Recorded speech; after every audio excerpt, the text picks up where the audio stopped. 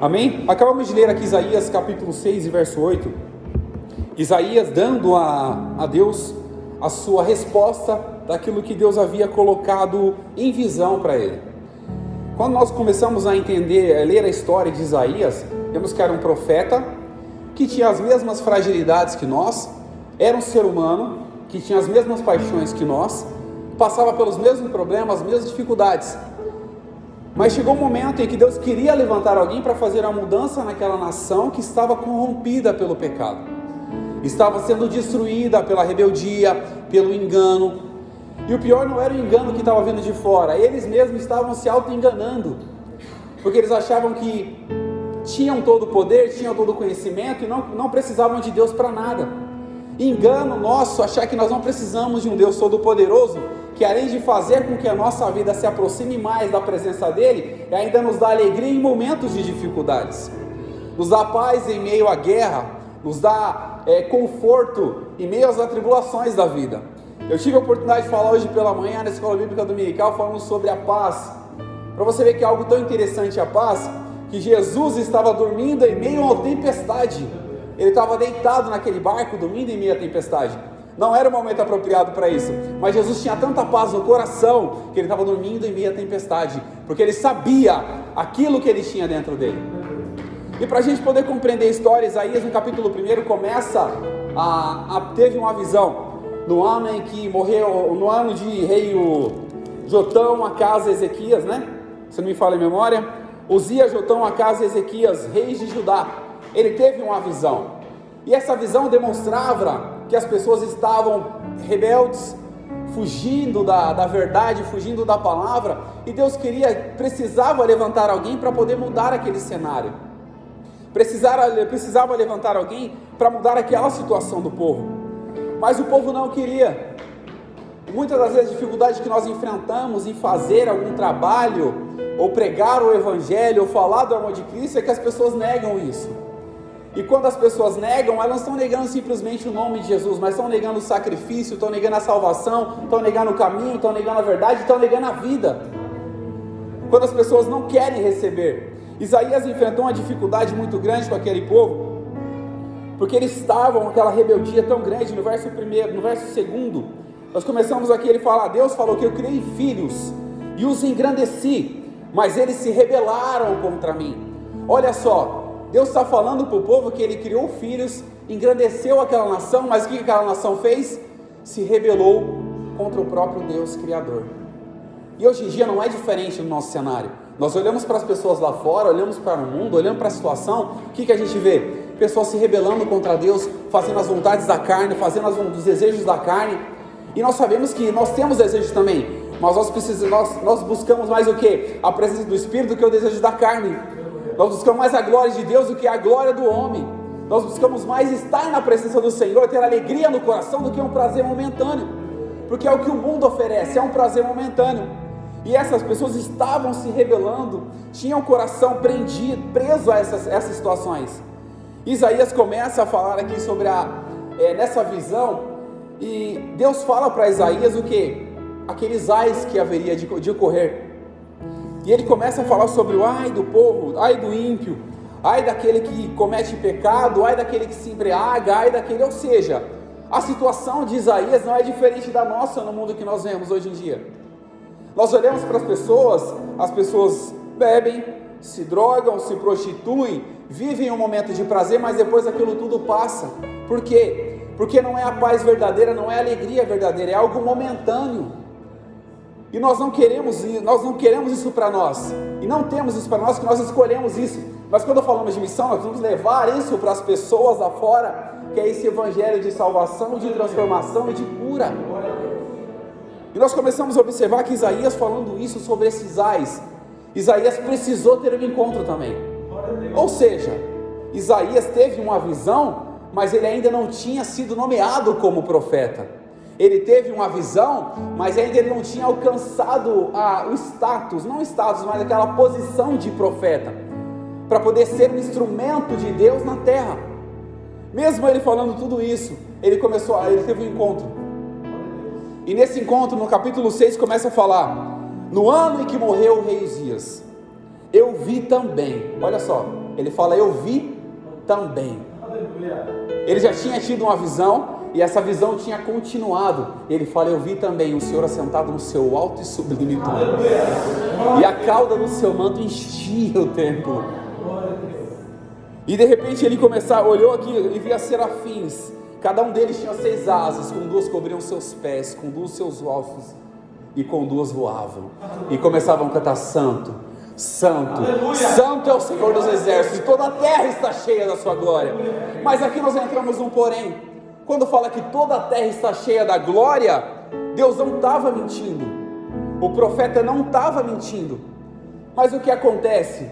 A glória de Deus está presente no ambiente, mas as pessoas rejeitam a glória. Meu Deus! A presença do Espírito Santo está presente nas nossas vidas, mas muitas pessoas não querem a presença do Espírito na vida. Elas querem o quê? Viver de qualquer forma, viver abandonado, viver no mundo de pecado, e achando que aquilo que elas fazem é o correto de se fazer, mas não é. Ou seja, Isaías teve essa visão, e de repente ele olhou, ai de mim, que vou perecendo. Por quê? Eu sou homem de lábios impuros, e habito num povo de impuros lábios, os meus olhos viram ao Senhor. Para você ter ideia a responsabilidade que Isaías enfrentou naquele momento, ele olhou e falou, poxa, eu sou um homem de lábios impuros, habito num povo de impuros lábios, e olha o que os meus olhos acabaram de ver. Eu tive uma visão do Senhor. Aleluia! E não era de qualquer pessoa que ele viu. Ele não viu um presidente, ele não viu um deputado importante, ele não viu um investidor, não. Ele olhou para a glória e viu a glória de Deus naquele lugar. E era a glória de Deus que tomou aquele espaço todinho, tomou aquele ambiente todinho, porque os umbrais das portas se moveram. Quando os anjos começaram, os serafins começaram a cantar santo, santo. Para você ter ideia que a glória era tamanha naquele ambiente. E muitas vezes as pessoas rejeitam essa glória. Então quando nós falamos, vamos pregar o evangelho, levar uma palavra de salvação, as pessoas rejeitam isso. Mas nós precisamos entender uma coisa, eles não estão rejeitando nós, não estão rejeitando a nossa palavra, mas estão rejeitando a palavra de vida e de salvação. Mas nós estamos fazendo o que? O nosso papel. O nosso papel como pregadores do evangelho, como aqueles que levam a mensagem que fomos destinados para pregar. Ou seja, nós somos pessoas que temos uma responsabilidade tão grande e temos um privilégio tão grande, de, além de ter sido chamado filho, ainda fomos presenteados com a oportunidade de pregar o evangelho que os anjos não podiam fazer. Aleluia. Falar do nome de Jesus, da salvação que Ele prometeu, não só para nós, mas para toda a humanidade. E aquele que crê, ele recebe essa oportunidade. E quando falamos isso, nós entendemos que nós precisamos pregar o quê? Para toda criatura. Mas nós pregamos para toda criatura, mas não é todo mundo que quer acreditar. Mas aquele que crê, recebe essa salvação e esse privilégio que nós temos nessa noite. Aquele que crê recebe essa oportunidade que nós temos nessa noite, de poder estar formando um ambiente de adoração, de louvor, e a presença do Senhor se faz notória nos nossos meios. Toda vez que estamos reunidos e unidos para poder adorar e bendizer aquele que é santo e digno de honra, glória, louvor e adoração, nós recebemos essa presença, recebemos fortalecimento, porque a ansiedade ou qualquer problema pode vir no nosso coração, mas uma boa palavra acalma a nossa vida, porque é Deus que mostra o caminho, é Deus que mostra a salvação, e nós somos instrumentos dele para falar do evangelho. Isaías, ao falar que ele habitava no meio de um povo de impuros lábios, e ele também era de lábios impuros, Deus falou, preciso mudar alguma coisa na vida de Isaías, e era necessário mudar, porque como é que Isaías reconheceu a sua fragilidade, a sua condição humana, de habitar num povo de impuros lábios e ainda ser de lábios impuros?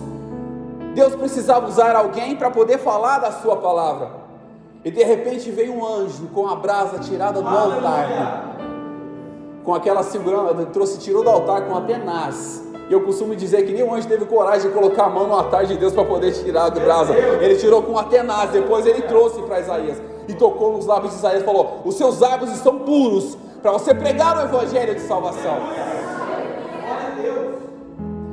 Depois de ter tocado com a brasa nos lábios de Isaías,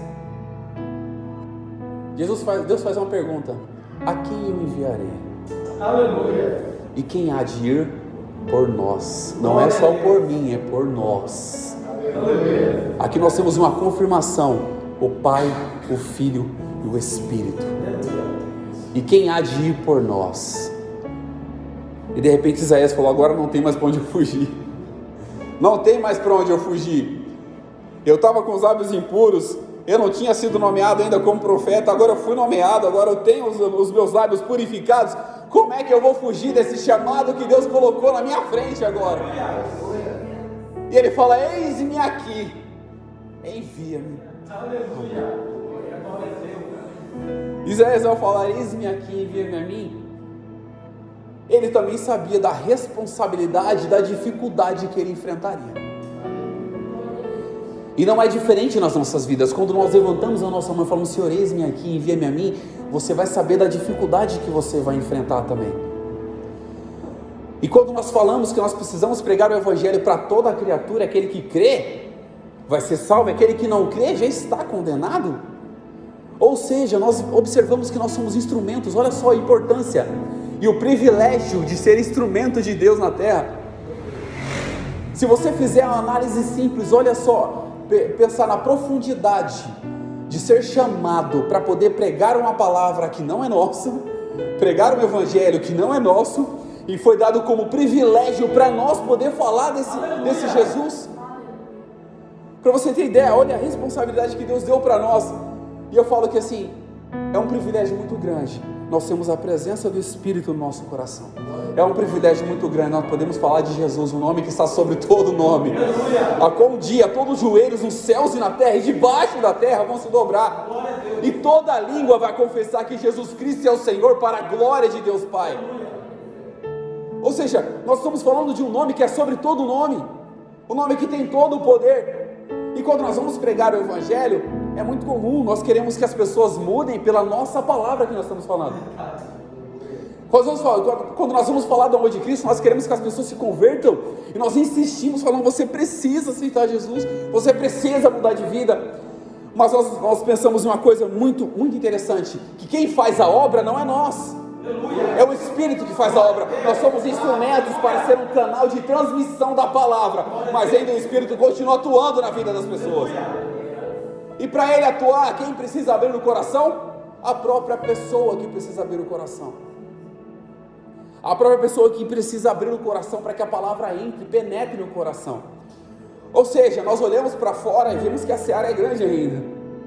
Ou seja, a colheita ainda é grande, e poucos são os ceifeiros. Mas nós temos dimensões tão imensas, porque uma palavra falada para uma pessoa que a gente não dá crédito nenhum, nós podemos simplesmente mudar uma história de uma nação. Ou seja, Deus escolheu Isaías, e esse Isaías foi o que escreveu 66 capítulos, se não me falha a memória, pode corrigir, pode olhar no finalzinho lá. Foi 66 capítulos, um dos maiores livros de profecias. Aleluia. E esse livro de profecias de Isaías foi usado também no Novo Testamento, foi citado por Jesus, foi citado por Paulo. Para você ter ideia da dimensão, um homem que fez uma diferença em uma nação, e além de fazer a diferença, ele teve a visão, a revelação daquele que haveria de vir e a salvar a humanidade. Um menino nos nasceu, um filho nos deu, e o seu nome será Pai, Príncipe da Paz, Pai da Eternidade, Deus poderoso, Deus forte. E ele saberia, e revelando tudo isso, em Isaías 53 fala: ei, vai vir alguém que vai levar as nossas iniquidades, as nossas enfermidades, as nossas culpas, e o castigo que hoje nos traz a paz estaria sobre ele, e pelas suas pisaduras nós seríamos sarados. E não só nós seríamos sarados, ou seja, esse evangelho que alcançou a vida de muita gente, e ainda vai alcançar mais pessoas, porque a missão não parou, a missão continua. A missão ainda não terminou.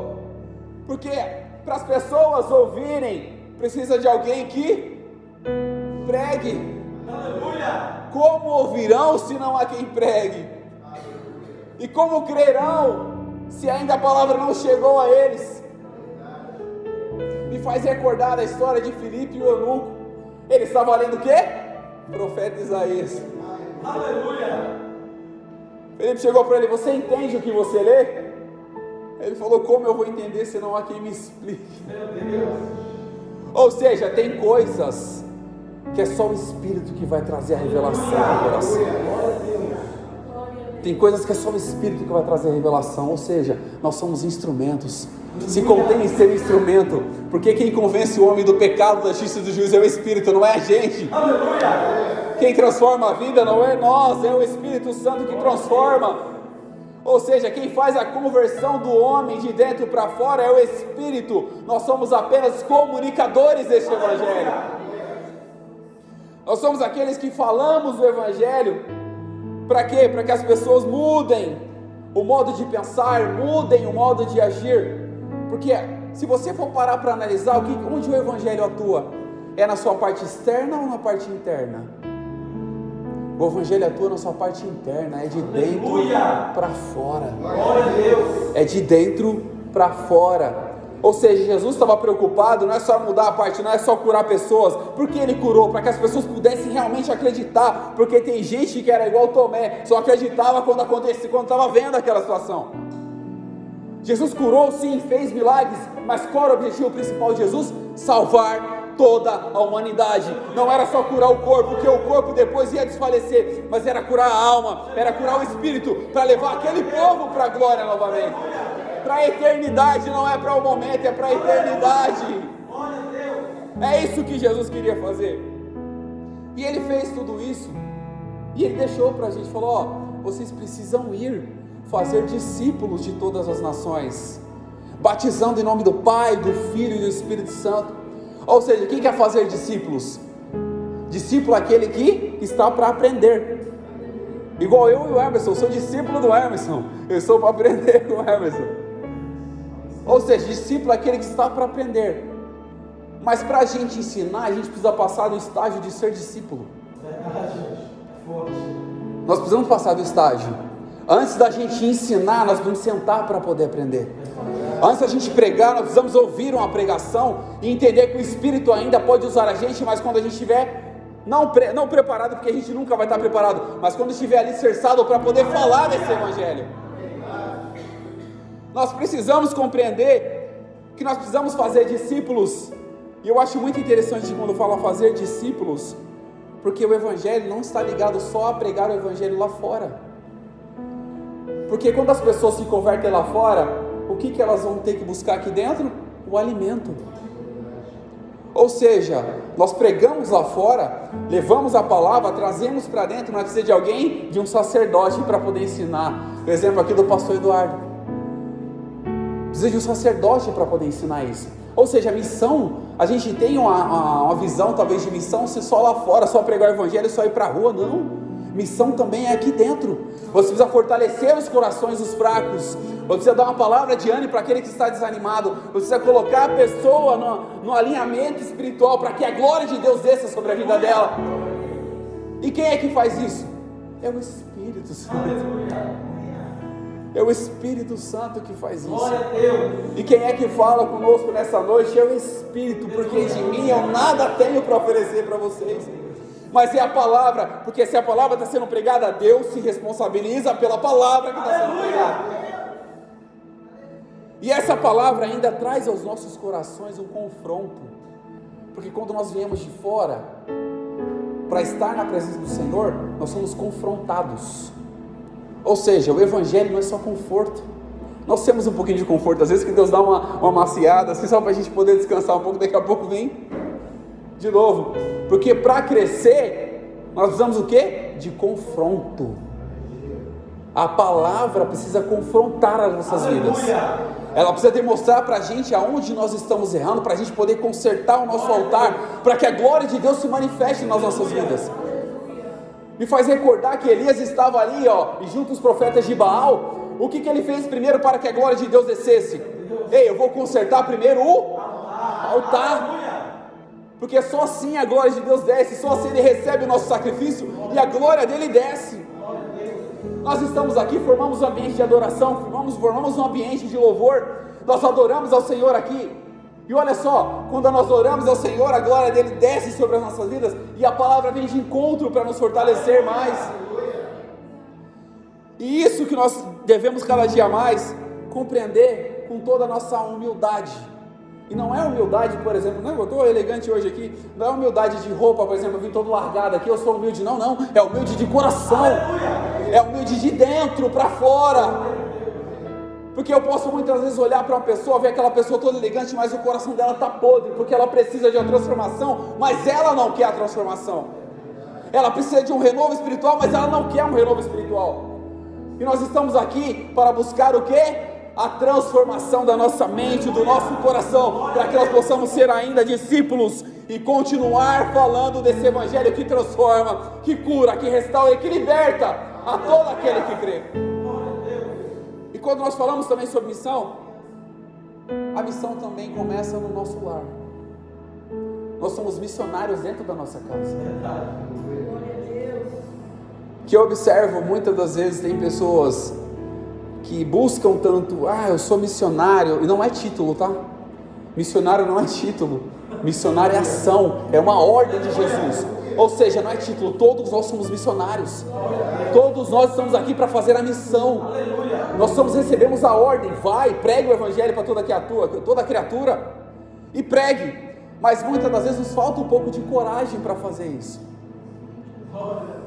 E eu falo que o evangelho, a missão também começa no nosso lar, por quê?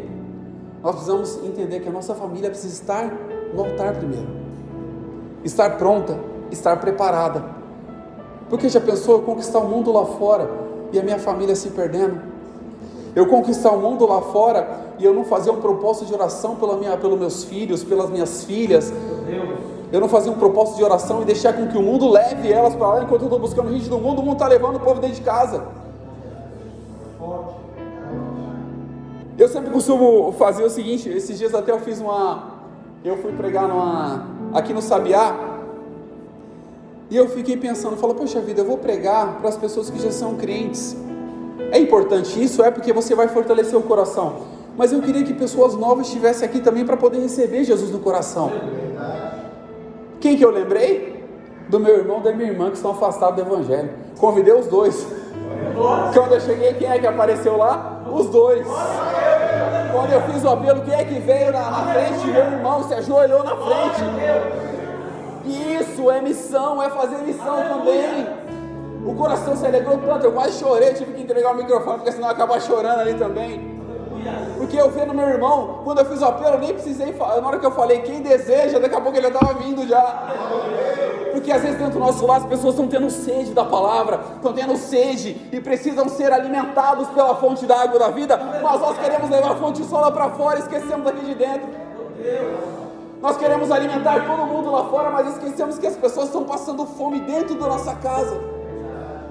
E nós precisamos levar essa palavra, levar esse evangelho e sermos missionários dentro do nosso lar, porque uma igreja, para ter estrutura, precisa de uma família estruturada. A igreja, para receber aqui, estar unida, precisa de uma família unida, porque isso vai alcançar a glória de Deus. Em qualquer ambiente que essa família esteja, a glória de Deus vai se manifestar naquele ambiente. E às vezes a pergunta, para quem a gente vai pregar e aonde a gente vai pregar? Até os confins da terra. Aleluia. Até os confins da terra, não tem limite. Quando nós tivemos a oportunidade, eu sempre costumo dizer, pregue no seu lar, pregue no seu ambiente familiar, porque eu conheci uma pessoa, uma certa feita, veio de Paraná, veio para cá, para São Paulo, e ele era muito fervoroso, assim, tinha uma fé tão grande, uma pessoa tão fervorosa. O que ele fez primeiro? Falou, poxa vida, mas se eu for pregar lá fora, minha família toda está tudo desvairado, tudo perdido. O que ele começava a fazer? Quando reunia a família, o que ele fazia? Trazia a Bíblia dele, sentava ali no meio e falou, eu vou pregar o evangelho para esse povo, eu vou pregar a palavra para esse povo. Ou seja, quando ele começava a pegar, um saía, outro fugia, e alguns ficavam ouvindo. Mas ele não deixou de falar. Toda vez que ele tinha oportunidade, ele estava no meio da sua família, para poder pregar o evangelho. E dentro daquela família, alguns aceitaram, receberam Jesus no coração, estão até hoje firmes. Mas aqueles que não estão firmes conhecem a palavra e estão sendo rebeldes. Mas Deus pode ter um encontro com Deus em qualquer momento, porque a semente foi plantada. A seara estava ali, ó, ele jogou a semente, aquela pessoa aproveitou, jogou a semente, foi plantada a semente, e aquela semente, para ser germinada, é só Deus que pode dar o crescimento. É só Deus que pode fazer crescer, não é nós que fazemos. Eu sempre digo, muitas das vezes nós precisamos entender que o convencimento, ó, para você ter ideia, quando fala que o Espírito convence o homem, nós vamos entender a diferença entre convencimento e persuasão. Existe uma diferença entre convencimento e persuasão. Você persuadir uma pessoa é aquela que mude para o seu lado. Você, além de convencê-la, você faz que ela mude para o seu lado. O Espírito Santo, ele deixa livre para você escolher o que você quer. Ele convence você, fala, poxa vida, a palavra pregada, o Evangelho de Jesus é verdade, mas ele deixa você escolher o caminho que você quer seguir.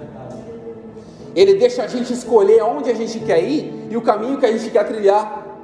Porque ele não quer adoradores mecânicos, ele não quer robôs. Aleluia. Ele quer adoradores livres, para que eles possam adorar em liberdade de consciência, em liberdade de mente. Deus não quer formar robôs, Deus não quer fazer rituais para formar rituais aqui, para que você possa seguir isso. Ele quer que você seja livre, que a adoração seja de dentro para fora, seja do coração, seja do mais íntimo do seu ser. E só assim você alcançará, só assim nós alcançaremos a presença e a glória de Deus no nosso coração. E para fazer com que esse ambiente seja formado, além de levar o Evangelho para toda criatura, além de falar de amor de Cristo, inclusive para esses que andam com moto de escapamento, porque muitas pessoas precisam ouvir, necessitam ouvir esse Evangelho. Hoje em dia, você vê que muitas pessoas conhecem, sabem o caminho, mas não querem seguir o caminho. Verdade. Muitas pessoas conhecem, sabem a vida que ele está levando, mas não quer mudar de lado. Porque existe, além de você pregar o Evangelho, existe uma guerra espiritual que aquela pessoa enfrenta. Eu tive a oportunidade de ver uma pessoa que a gente estava fazendo um estudo, ela apareceu bêbada, mas ela não estava só bêbada, você via no semblante dela que ela estava possessa de demônio. E toda vez que eu tenho a oportunidade de falar do Evangelho, eu falo para ela, mas ela fala, eu vou lá, mas nunca vai. Porque nós fazemos o nosso papel como missionários, mas a decisão de mudar de vida vem da pessoa. A decisão de mudar de vida vem da pessoa. Não é por força nem por violência, é por livre convencimento. A pessoa tem que se autoconvencer, eu preciso de Jesus. Eu preciso dessa salvação, eu preciso desse sangue que purifica todo o meu pecado, que lava toda a minha alma. Eu preciso conhecer esse Jesus no mais íntimo do meu coração. E para a gente poder analisar um simples fato, que tem muita gente que está no nosso meio, que ainda não teve um encontro real com Jesus. É dolorido isso? É. E eu falo por experiência própria. Eu ia para a igreja todos os dias, eu estava lá na igreja todos os dias, mas eu estava aqueles fariseus saduceus, honravam o Senhor com os lábios, mas o coração estava longe dele. Ou seja, depois de tanto tempo de evangelho, eu ainda não tinha tido encontro com Jesus. Até que Jesus falou, eu vou dar um chacoalhão nesse vaso. Aleluia. Eu vou chacoalhar esse vaso. Eu vou chacoalhar ele para ele entender quem é o oleiro. Ele não descobriu ainda quem é o oleiro. Ele está achando que ele pode domar a própria vida, mas nós não temos controle sobre a nossa vida. Por quê? Nós entregamos ela na mão de Jesus. Quando nós entregamos na mão de Jesus, quem é que controla a nossa vida? É Jesus, é o Espírito, é o Pai, e Ele está sempre controlando a nossa vida. E eu falo que eu não tinha nem controle nem sobre mim mesmo. Eu achava que eu sabia alguma coisa. Aquele que pensa ser alguma coisa não sendo, ele engana ele mesmo. E não há verdade no coração. Ou seja, eu achava que eu era tão importante. Nossa, eu fazia tudo. Inclusive, é uma lição que nós precisamos ter para a nossa vida. Depois que eu tive toda essa transformação que eu tive com Jesus, enquanto que eu tive com Jesus, eu sempre fui muito prestativo. É importante ser prestativo, tá? Dentro da obra de Deus. Mas você não pode esquecer que você também é adorador. Aleluia. E eu descobria que eu fazia um monte de coisa dentro da casa, dentro da igreja, dentro do templo, mas eu esquecia de adorar. Olha para você ter ideia do risco que a gente corre também. Então, quando você tiver a oportunidade de fazer alguma coisa dentro da casa do Senhor, faça. Mas não esqueça que você veio aqui para adorar também. Não esqueça que você veio aqui para louvar aquele que é bendito todo sempre. O nome de Jesus, a glória de Jesus, o poder de Jesus. Você veio aqui também para isso. Você veio para fazer a diferença na sua vida, no ambiente que você está. Para trazer a união, a transformação. Para trazer a reconciliação entre nós e Deus. Porque o mundo lá fora vive de pecados, e isso que faz a divisão entre Deus e os homens. E nós pregamos o Evangelho para aquelas pessoas, falamos: você precisa mudar, você precisa de uma transformação, você precisa parar com isso.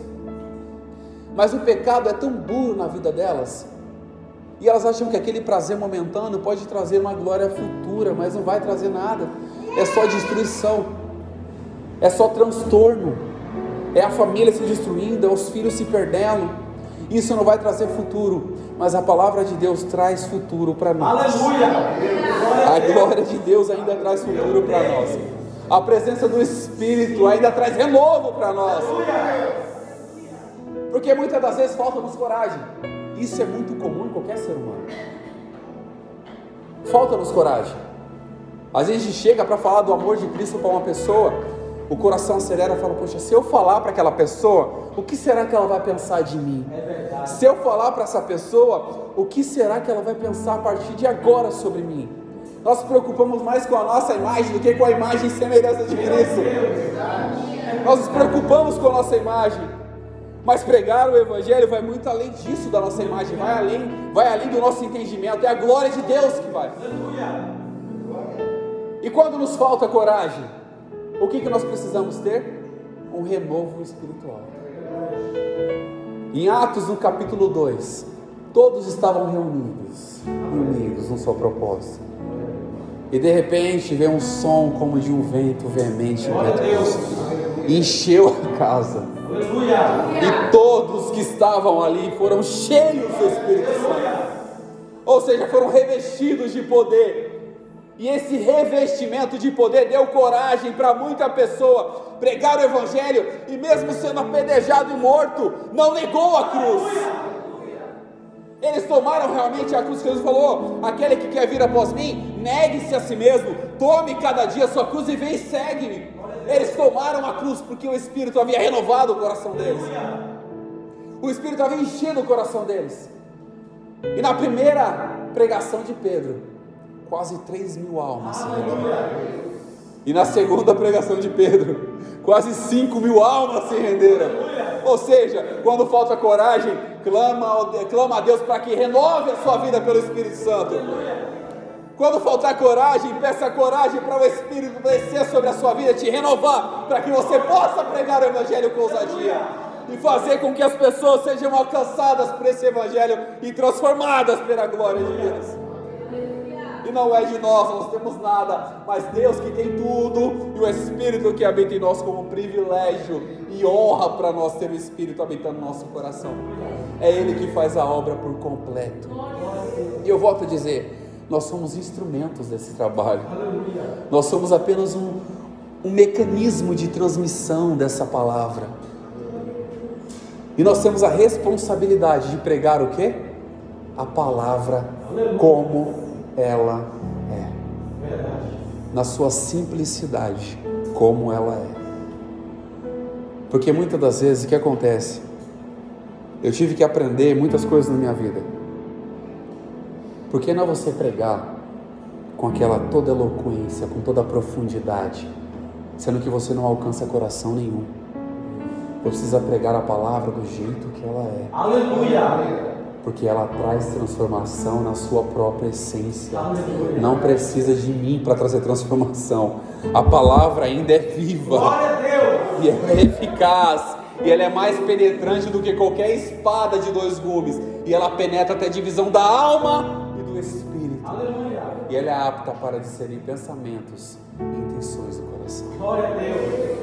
É essa palavra que tem que ser pregada para aquela pessoa que está perdida no mundo. Glória a Deus! Uma palavra é: Deus ainda transforma, Deus ainda cura, Deus ainda liberta. E Ele vai continuar fazendo isso até que a nossa vida se encerre aqui. Mas quando a nossa vida se encerrar aqui, que nós possamos apresentar o máximo de pessoas para Jesus. Jesus, aqui está o máximo de pessoas. Aleluia. E eu tive a oportunidade de pegar no culto de crianças. É tão interessante pegar no culto de criança, é bem complexo, né? Falar para criança, como é que você vai prender a atenção de uma criança? E de repente eu usei minha filha como exemplo. Falei, vem cá, filha. E aproveitei, além de pregar para as crianças, depois no finalzinho eu aproveitei a oportunidade para falar com os irmãos. Trouxe a minha filha do lado. Falei, irmãos, sabe aquela alma que um dia você vai ter que prestar conta para Deus? Ela vai começar primeiro no seu lar. A minha filha estava do meu lado. Meu Deus. Eu falei, essa aqui, ó, eu vou ter que prestar conta dela. O que eu estou ensinando para ela. Como eu estou discipulando ela. Como eu estou levando a palavra para ela. Eu vou ter que prestar conta. Aleluia. Por quê? Porque a nossa família pertence a Deus. Não só a nossa família. A nossa família pertence. E aqui para a gente poder finalizar,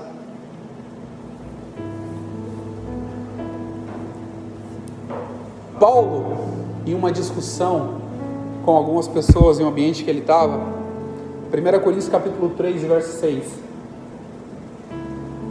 Mas antes de chegar nesse verso, as pessoas estavam no Evangelho, estavam vivendo o Evangelho, mas o que eles estavam fazendo? Ainda precisavam ser alimentados com leite.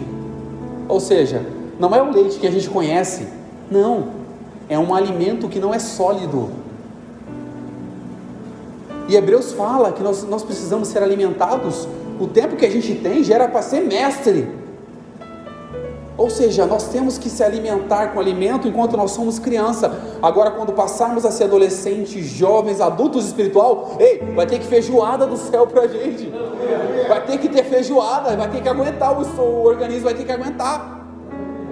E nessa discussão que eles tiveram, um falava, eu sou de Apolo, eu sou de Paulo. Eu sigo Apolo, eu sigo Paulo.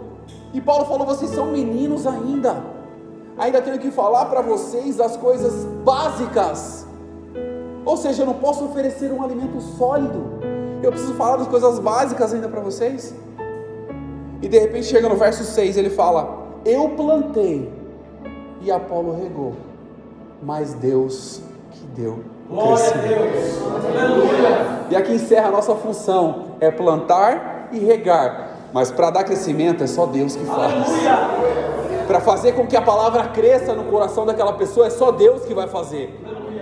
Para fazer com que aquela semente germine, crie frutos, é só Deus que vai fazer. Mas a nossa função é regar, a nossa função é plantar, e Deus que dará o crescimento. E que Deus abençoe em nome de Jesus.